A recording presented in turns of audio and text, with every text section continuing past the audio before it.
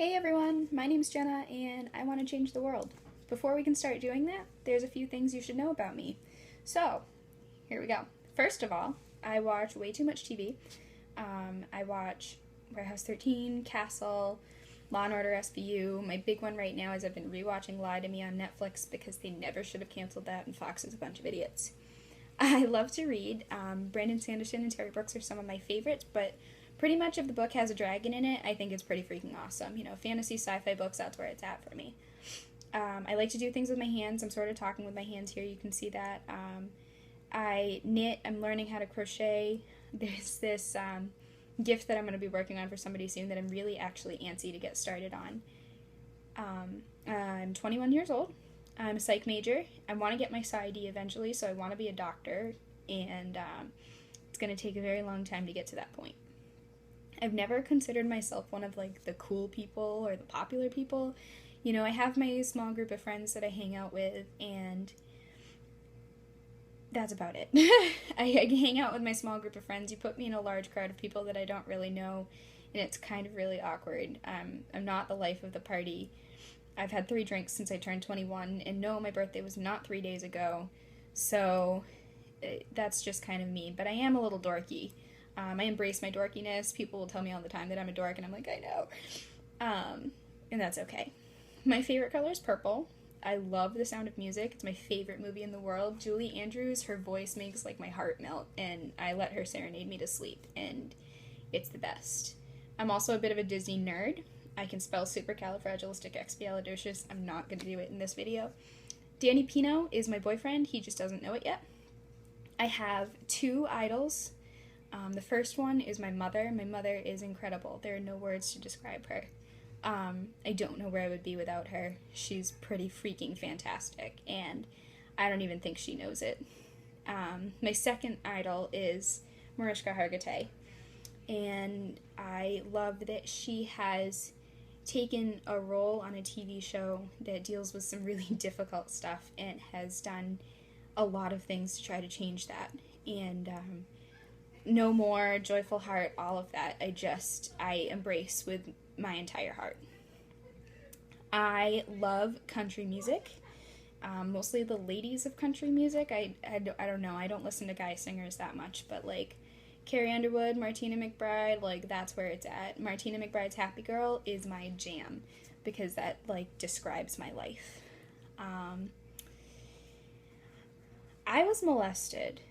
I was molested by someone that I trusted, somebody that I called dad, and it went on for a number of years, and it's been something that's sort of driven my life and driven my career choices and driven the type of person that I am today. 1 in 4 women and 1 in 6 men will be sexually abused before they turn 18. This is an epidemic. I don't understand how more people aren't outraged. If you really think about it, chances are, listening to those statistics, you know somebody who's a lot like me. And I want to change that. And that's how we get to changing the world. So this is like a huge topic for anybody to take on. And you'd want to know, like, how would we change this? So the first way to change this is, what we need to do first is we need to be able to start a dialogue, and we need to be able to change the way that we talk about things like sexual abuse, rape, and molestation, which can be really, really hard to do because of all the shame and stigma surrounding it. A lot of us are in the shadows. We don't come forward and say that this has happened to us because, I mean, I can tell you from personal experience, I don't like the way that people look at me afterward. They look at you different. It's not necessarily bad, it's just different. We need to get rid of that. We need to remove the shame, we need to remove the stigma, and we need it to just be an issue, and that's all it is an issue.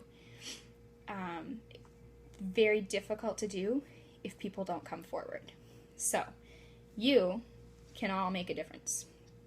For example, Mackenzie Phillips, Oprah, Tyler Perry, Gabrielle Union are all examples of celebrities who have come forward and said that they have gone through this kind of stuff.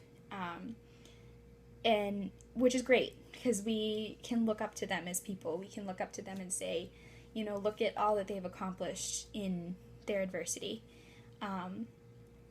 But that's what makes it difficult. Like, okay, so my idol is Mariska Hargitay, and I found myself just 2 days ago thinking about all that she does to try to fix the world and try to change the world and make it a better place.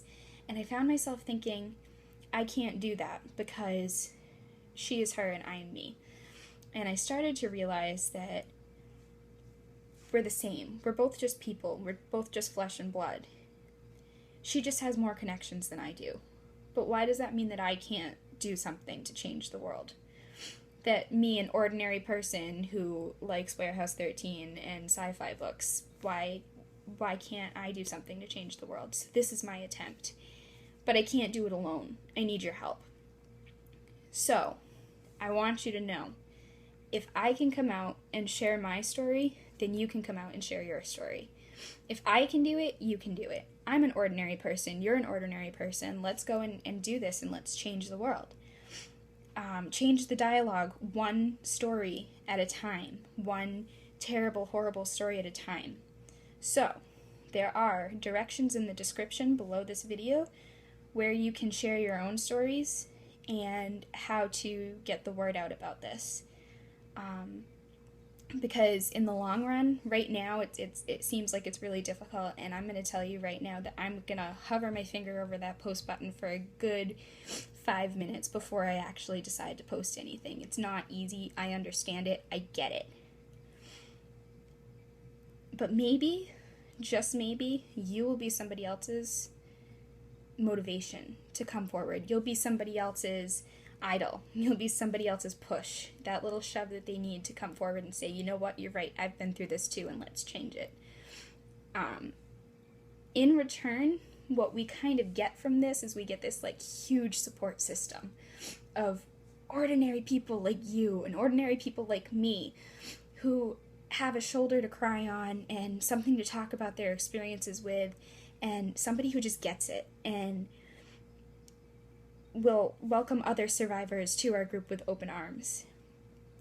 So that's what I need you to do. I need you to start changing the discussion, start removing the shame, and start removing the stigma, and realize that ordinary is extraordinary. It already is. You don't need to be somebody special. You can be, I mean, we are special.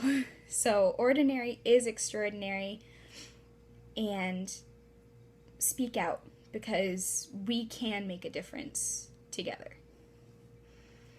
Thanks.